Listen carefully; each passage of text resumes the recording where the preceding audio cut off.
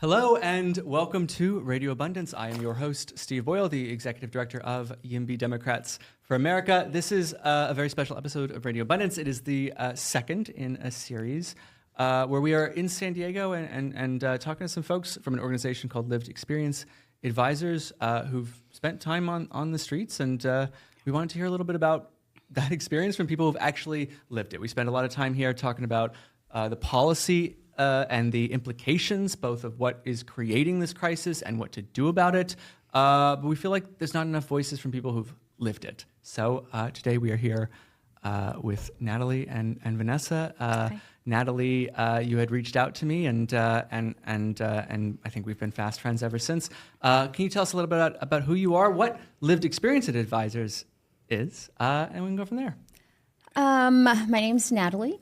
I lived homeless with my husband and my 4 children for about 2.5 years. The first, I would say, 2 years was an RV. We roamed around, received an extreme amount of tickets. I wish I would have brought them. We would spend nights in hotels to give the kids a break. And we woke up one morning from staying the night at a hotel and everything was gone. Our home was gone. So we were literally homeless. When we had the RV, we didn't feel as if we were, homeless, because that's, it's just, one step up. But after we woke up and everything was gone, everything. They had school the next day. So we did that for about 2.5 years. The last part of our stint of homelessness was in a van, 6 people in a van. All family members? Yes, my husband and my 4 children, and me. It isn't interesting, I think, to think about that experience as, it's not binary, right? It's not like you are either in an apartment or on the street. Like, as you said, sometimes you might be back and forth between apartments and the streets. You might be moving between people who let you stay for a night and the streets. You might be in a van or a car or an RV. Maybe you got enough for a hotel for one night. Maybe it's a little nicer and it's a good break for the kids. Maybe it's like the horrible and you're like, we should have been outside, and it also, the experience of getting the tickets really, I think the poverty is so expensive, right? To have no money is to owe money.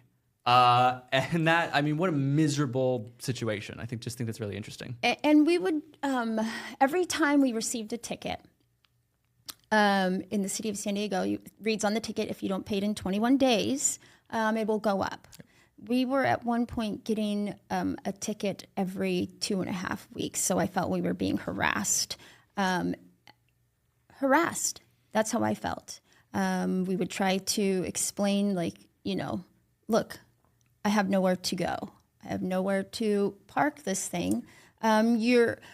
Once you become homeless, as you were saying, the choices become slimmer and slimmer and slimmer on what options you have and what you're going to do. So every time we received a ticket, I would say, look, this is not helping me. I have so many tickets, so many that they told that was the last asset that I had, was that RV. The word harass is really interesting to me in the sense of, obviously I don't know your experience, I can't judge, but regardless of whether a person or an agency is meaning to harass you, the idea that just to be dealing with those conditions is to feel, I think, directly and personally in a targeted way harassed quite all the time. And what I mean by that is, of course, I know and talk to all the time people live in cities, people live in the suburbs who are like, oh, I don't want that van near me that gives me the heebie-jeebies, right? That's a reasonable, I'm not saying that's not a reasonable thing to think, but if your only option is to live in that van and everybody else thinks that's a reasonable thing, again, which it might be, but that is every day. That is every moment. At any moment, this is for somebody to be like, I don't want that near me, I'm gonna call, that's a one moment in their life. For you, it is around the clock. And that just sounds devastating to me. Well, on the last episode, John brought up what we're asking people to do or what we're going through. I became very afraid for my husband. I became afraid for his own self and for other people's safety, because you are pushed to a limit mentally that really it's almost indescribable. And the fear that I had for him being pushed to a limit that he was either going to hurt somebody because of what you say, like, as harassment, from, it could have been a look. He was that close to snapping. That's scary. That's scary. And you have children. And so when police and people are doing these, maybe they don't even notice that they're doing them sometimes when they walk by and have this look. We know what that look is. You do something to that person, and it scars them a little bit. And when you have children in tow, let me tell you what that will do to a man. And you don't hear about that very often. And I became very afraid. And so that's when I started really fighting back. You know, and I have many follow-up questions as an insane moment to segue away from you, but we do need to bring Vanessa. I did one, we were going to do this a few weeks earlier, and we had to reschedule because I was flying back to the U.S. from London, and on a layover in Miami, the flight was delayed past midnight. This is all normal so far. Oh, we're talking about homelessness, and he's talking about flights that are delayed. But it's a situation where the flight's delayed past midnight. The airline owes you a rebooking. They actually owe you a hotel that night. They owe you a shuttle. You gotta wait in line for 2 hours for it. But whatever. What are you gonna do? So I'm there and I wait in line for 2 hours and I get to the counter and they gave me a meal voucher and I was like, oh, I actually want the hotel and the rebook. And they started to very, very, very aggressively tell me that wasn't. And then I'm like, oh, well, actually, can I show you Department of Transportation law? Can I show you your own American Airlines conditions of carriage? Yes. And they start screaming. And then, I went away to check it. And I came back and they were threatening. They were they had called the cops on other passengers in the same situation and were at the precipice of harassing them. I was like, hey, I just checked this. Can we take a look at this together? And they were like, no. And if you don't leave in a second, they're going to arrest you. It was infuriating and you have to keep the Zen philosophy in your mind not to be deprogrammed. And I bring this up because we were talking, that is the experience around the clock, right? Of it is injustice by people who have power. And in this case, genuinely state violence enforcing ignorance and lawlessness. And I mean, the idea that someone would snap and the idea of being with somebody who might snap, that could happen to anyone. And I'm so sorry you went. Your turn. When you talk about, you were looking up, well, it says right here, that's one thing that got me to really know what my rights were. And I would be damned if they were going to tell me. Because if you don't know, they'll tell you whatever they want. They will tell you whatever they want.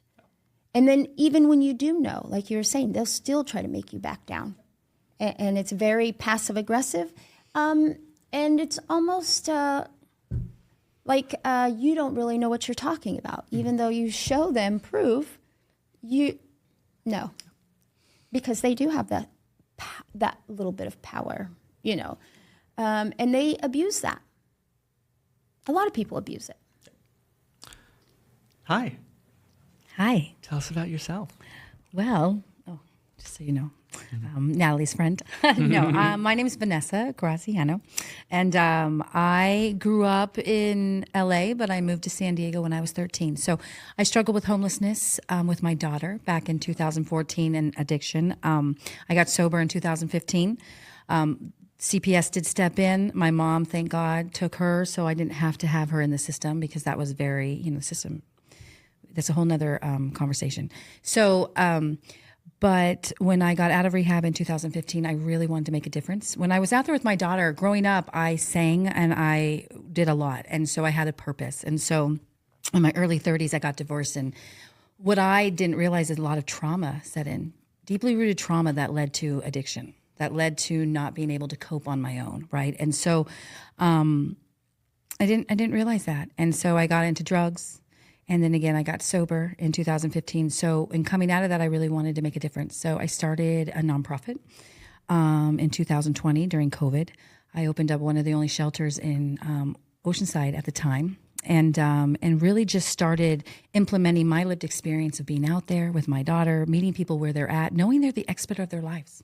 They know what they need, and meeting them and walking alongside of them. And so I got to really do this for about 4 years. And then I became a substance use counselor where I graduated. I really wanted that. I manifested that. I really believe your words have power and that you can truly transform your struggles into purpose. And so, from that, I just went into that. And then I got a call from the Regional Task Force on Homelessness, and I work for them now, and I've been working for them for the last year. And right now we're really moving people off the streets and into housing. So it's really like hope into housing. And not just that, for me in our lived experience, it's really about the enhanced supportive services and housing retention that goes after, right? Because a lot of these people that are on the streets, and the thing about it is, and people generalize, but these people want homes just like us. They want to be able to lock their door. They want to be able to know that they can heal. They want to get back into the things they used to love. Majority of them are seniors.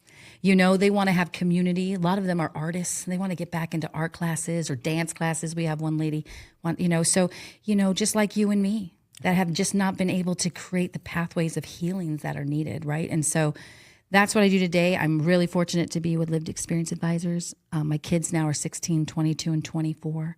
So it's been about 10 years since I've been out there, but I'm in the sector all the time. Yeah. Well, she was, saying what kind of led her to becoming homeless. We didn't have that same experience. COVID happened. Yeah. So it wasn't something that I, necessarily True. did. I'm a college graduate. We're both collegiate athletes. Life happens. Yeah. Yeah. And then all of a sudden you're making choices that you didn't think you're ever going to have to make, and you're trying to make the best choice, but sometimes that best choice turns out to be a bad choice. Yeah. It really does. And so we invested in something, and it just fell through. And so then you find yourself homeless, and who wants to ask, can my 6 people, stay with you? And it's COVID. So, and just like she said, there's so many avenues to homelessness. Oh gosh. And I think we have to remember that everybody is literally having their own stories that led them out there. A lot of it is trauma that's just unhealed and like a tumbleweed that just goes into your life and gets bigger and bigger and bigger, and you don't even know that or realize like, wow, this is happening because of something that happened that I just couldn't take care of, right? And so, when you meet people out there, because a lot, like you said, people don't stop. They don't say, hey, maybe I can help that person that's over there. More, it's just like I'm going to stay away. But if you stop and talk to them, you'll notice there are really a lot of great people out there. Even just recently I started doing this encampment resolution in Lemon Grove, and, we're out there for the last 3 or 4 weeks, and we've gotten to know every single person in where we're working, and they're amazing. They're seniors, they're families, they're individuals that all want housing. They want to work together. Do some of them have substance use? Do some of them have mental and behavioral? Absolutely. But that's something that we can grow together when we meet them where they're at, and we let them know, like, we care, and we're going to connect to you, and we're going to keep showing up. And that's what all of us want. We want community and love, right? You've segued to this moment, the moment of becoming homeless, right? And I would say that like months beforehand, right? Yeah. Because so far we've talked about a little bit of that experience, which is harrowing, but we knew that. Everybody listening knew that. Yeah. I think what's really interesting, and I think the listeners of this program know that, and it's what drives us, is how easy it is for that to happen, right? Easy. You just have to not be able to pay rent and not have somebody who will put you up, right? So we are going to get into that in a second, but I did want to say something because I walked John out a moment ago. So this is our second episode in this series. And our first one, we had John, who I think runs Lived Experience Advisors. Yeah. Mm-hmm. And he's just here for our first one because honestly, he's having a really emotional day. In that first episode, he talked about a roommate of his that both of them had been on the street, who passed away today. And as we were walking out, I think 2 things came up, right? So one is, you might have heard me say the word roommate, which is say he's not homeless now. So why are we talking about this? Yeah. Well, if you spent the stat John gave me, I haven't fact checked in the last 10 minutes, but the stat John gave me, which is very believable, I think, is, if you spend time on the street, even if you stop spending time on the street, it on average cuts off about 27 years of your life, right? That it's like smoke real hard for a while and then you quit. Yeah. is cumulative. You know what I mean? Like that's catches up with there. you. And I think the second thing was, and John was talking about this, and he was pointing out that it's not about drugs, it's about other things, right? Or partially about drugs. We're not saying people don't take drugs, and that really stood out to me for two reasons, right? One is, so I lived in San Francisco the last decade. I'm from the Bay Area, right? Okay. People talk all the time about drug tourism. I'm not saying that doesn't happen, but at least a couple of years ago, pretty glaring stat. Most of the people who were unhoused in San Francisco were people who had lived in San Francisco, rented an apartment, had a job in San Francisco, and then didn't have an apartment anymore, right? It's not people who came into town to do fentanyl. It's people who lived there and couldn't afford it. Couldn't afford it. The drugs, while we are recording this, it is Burning Man. Drugs are not a class thing. Drugs are not something homeless people do. Every demographic does drugs. And the people in San Francisco, by the way, it's fine, but the people in San Francisco who complain the most about people on the streets doing drugs and are the loudest about it online, I promise you half those people do a lot of drugs. Right. They just have a nice place to do it in. That's right. And they can get soft pillows and nice rugs. Lights and the whole thing, right? Yeah. Absolutely. And I did a little fact checking myself recently because of the whole homeless and criminals, right? Well, 9% of people that go into our state and federal prisons are homeless. The rest are housed. Okay, so 9%. 9%. So and the ones that are criminals, the majority are because of the tickets that became into bench warrants that made them now have warrants that they have to go to jail for, or a misdemeanor. So I mean, I had a misdemeanor back in 2013. I am definitely not a criminal, but I was stuck in some hard situations. I was making bad choices, some of my own, some taken away from me. But the one choice I had was to heal, right? And so that's what we're talking about. Like, we're housed, because we were able to rise above the system that is broken. It is. And when you say that, I the most I've ever had was a cell phone ticket. When you get those, they annihilated my credit. Yeah. Oh, yeah. The longer you're unhoused, the worse that gets. And then when you start to fill out these applications, and my husband was working after everything opened back up, but I can't go to work and leave 4 kids in a van, or they're all schools open back up. So I'm homeless with 3 kids at 3 different schools. Try doing that. Try doing that and have people gaslight you. Yeah. It's really and generalize. I mean, that's the thing is it's just like, oh, all homeless. No, not all homeless people are all the same. All of us have dreams and aspirations and things that we want, families that we can't just leave at a shelter. Like, no way. When I was out there with my daughter, you would not get me to go to a shelter and stay there because there's different mannerisms and behaviors and different things. And guess what? Just because I'm homeless doesn't mean I don't have more where I'm at. Well, I'm not a dog, and I'm not going to just take your scraps. Take anything that you give me. And these things aren't set up, these shelters, to help you really grow. Here's 30 days, you got to leave at 5 in the morning. Right. You come back at 7. What are you talking about? Yeah. Where are the groups and the providers and in between? Why are you kicking these people out? You got to keep them there. You got to help them grow. You got to bring in people like us, providers, resources to get them to realize that they matter enough that you're not going to kick them out and make them, what are they doing all day?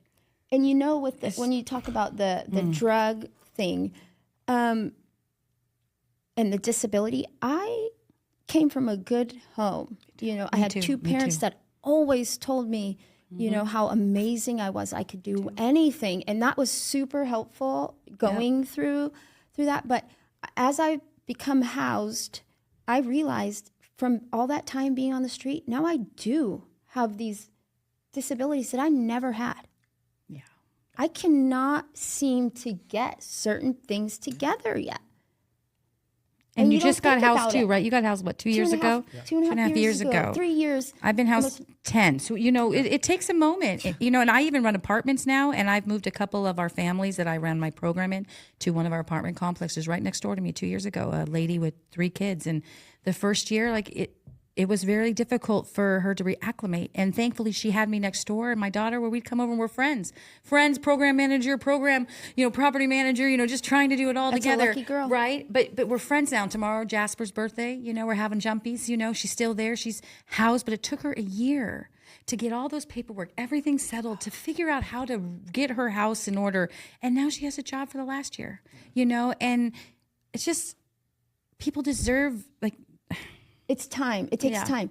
And the segue, I'm going to segue just for a quick second. So I have an emergency housing voucher. I just don't want to forget this. This big, beautiful bill, this cut, has now cut that voucher. So One more year, right? Or- I have by this time next fall, that voucher will be gone. So I'm looking at And what a stress thing that you have to think now, because as humans we do worry, even though we're supposed to stay right here right now. We worry about things, even though we're learning not to and to be present and to grow. We still worry and have to worry that that your voucher might be gone. You might be back out on the streets. Like I don't have that worry. I don't today, but we're good friends, and so for me to know that I don't want her to worry about that. That she shouldn't have to worry about that. She's amazing. Her kids are incredible. They shouldn't have to worry about that. It breaks my heart. They shouldn't have to think. And the thing is, they're there with mom, so they probably know too that their voucher's going to run out in a year because it's around. It breaks my heart, really. Well, and I feel like I'm being punished for something I didn't even do. Speaking of the voucher, right, for example, and I think in our third and final of our trilogy, we'll talk a little bit about both the sort of 6-month journey of maybe becoming home. I have questions, and as well as we'll talk about the healing. I think it's really interesting to talk about the journey out. But let's be unconventional. Start in the middle, right? Yeah. Let's start in the middle. So you're in an RV, you don't have an apartment. Let's start, so you brought up shelters earlier. I'm curious, like, in that moment when you're like, okay, fuck, I don't have a place to live. Like, were there other, a shelter, a private or a government or a church? B, how did you, what was the process of finding that out? Is it something you knew to begin with? And then the big question is like, did you go? Did you try it? Was it nice? Did you hate it? Was it nice, but then they kicked you out? Did other people on the street say, don't go there, that place sucks and is worse than being out? Like, what options were there? Yeah. And what are they like?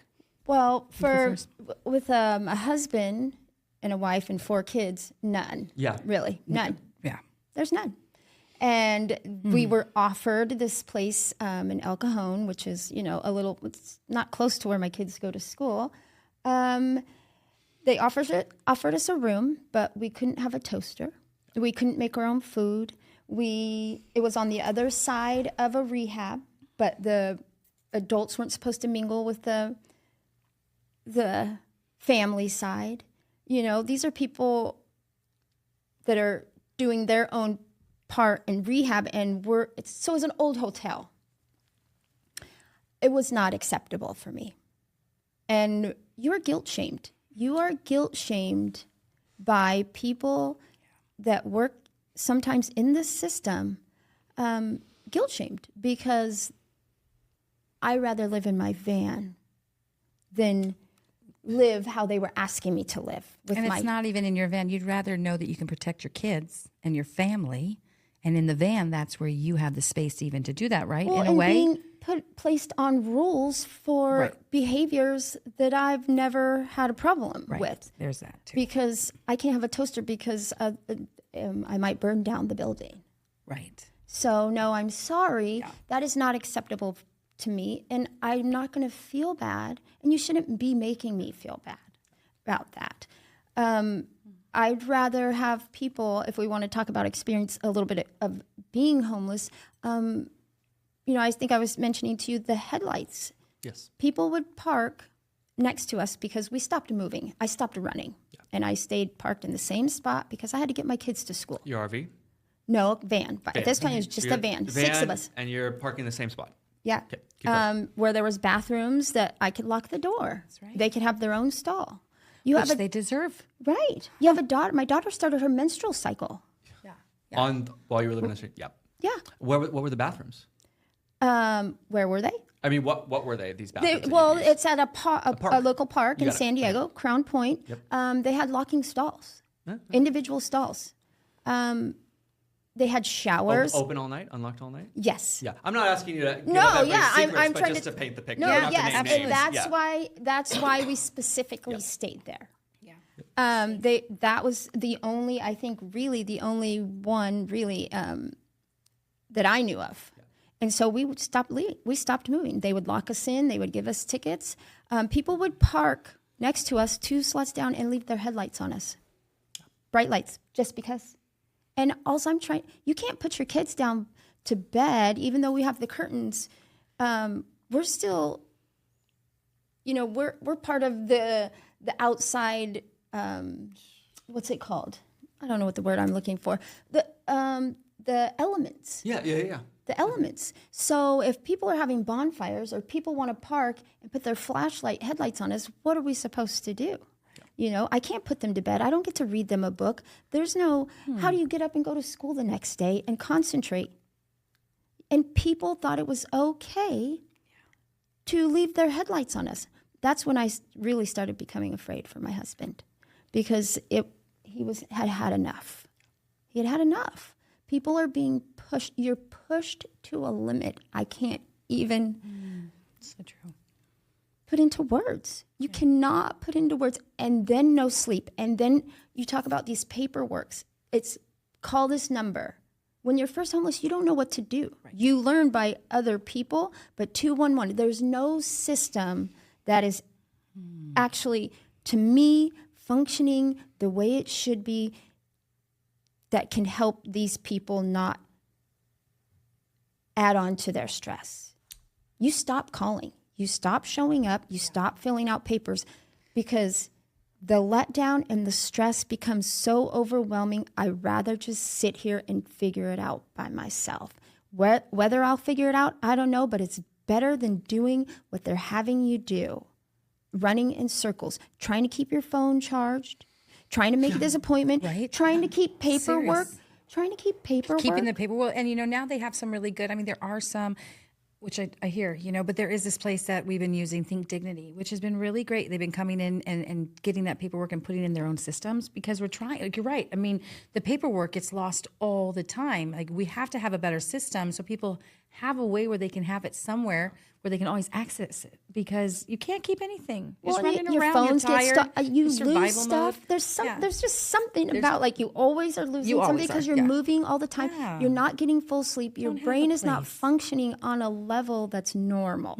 It's not. Even if you're not using. Even if, no. Even That's if you're absolutely. not. That is using. You don't think it's a drug to not sleep Yeah, and right. not have Absolutely. a charged phone Right. and not be able to find, and, like, of course Yeah. that is the same, that is physical transformation and altered states of consciousness. That is Right. what that is. And when people see that, they're like, oh, those people are on drugs. No, they probably haven't Correct. slept for 5 days Yeah. because they're trying to stay safe. Yeah. And they have certain things. And every time they fall asleep, guess what happens? It gets stolen. And that's real. Even if you have someone right next to you that's watching your stuff, don't think that it's tough out there. And nobody that's been out there that has these judgments, they need to understand, like, you got to open your heart here. This is a human. This is something, like, everybody can be one or two steps in this country today close to being homeless. Yep. Well, and I realized watching, and I observed a lot, I started to realize these people that you see out there acting out in these behaviors that you automatically think they're on drugs, or they're just talking to themselves or having these big moments. I started to realize these people are reverting back to childlike states. Nobody cares. It's like a child getting negative attention, but it's attention. And you're watching adults do it, and people can't understand. It's just like they just want to gaslight or say it's one thing or another. No, they're breaking down. They're breaking down. And I've seen a lot of that, where people, like, they're just amazing. They're amazing. And you just see the breakdown as they're out on the streets more. And then they'll get housed and they're feeling a little better. Or they'll get a shelter for like 30 days and you see them rise. And then all of a sudden there's nowhere for them to go. And they're back. So what do you think that does? That just recreates even more trauma, recreates even more unworthiness. Like, there was nobody. And that's why those 30 days, it's like, it's just really sad to see and that's why it is about housing. And I'm not talking housing first. I'm talking about housing with enhanced supportive services. You bring in people like us, peer support, walk alongside someone right from the beginning. You meet them right where they're at the first day they move in. And you let them know you're here for the duration. And, and there's not a lot of funding for that. I'm lucky enough to work for an organization that does things like that. But there's not a lot, right? But the funding needs to go there, because it's not just housing. It's connection, relationships, someone feeling like, wow, I matter. I have a friend. Really? Because we're out there, like, we are people's friends that are out on the streets. Like, that's real. Like, if you've been out on the streets and I meet you, we're friends. Like, even if you haven't, like, I'm here because I know how it feels. Do you know watching my children interact? You do build a community. Mine too. Yeah. And the relationship that my children built with these other people that we had never, you build these communities that were now like they were buddies, you know, and they would be so excited when we would, you know, if we moved and we came back, you know, waiting to see my kids. It made me feel good to watch, to share my children. You know, they're safe. I felt safe enough to where they got to interact, and they had some, you know, a kid come up to them and want to talk to them, because who's going to let their kid go and talk to a homeless person? But I shared my children with them, and I enjoyed watching that, because my kids got to experience something on a whole nother level. Changes who they become. And I told my kids, you know, you do a great service when you go and speak to them like it's your, you know, Uncle Joe.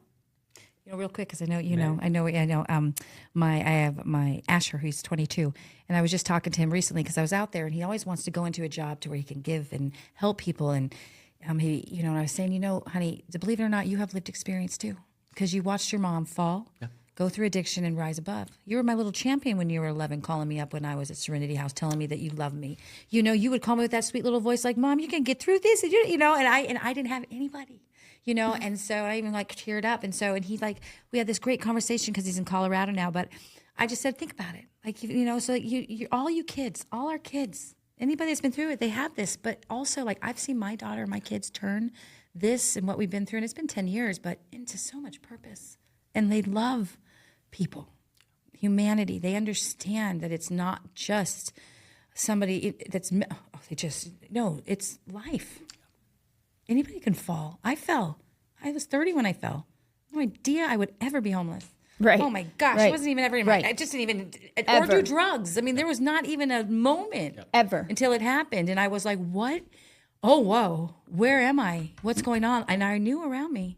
And that's why I was rising, and it was in and out. But never in a million years. Yeah. So. And in a moment, we're going to wrap this episode, but then we will come back for our third and final of this trilogy, because I think right now in this second episode, Natalie, it's been incredible to get to know you over the last few months. It has been a huge honor and very special, and we are friends. And but we haven't met until today, and it's been incredible. Thanks. This and just like how powerful, how important and special and wonderful for you to also share this with the folks who listen to radio. But like this is very special, and I think in that.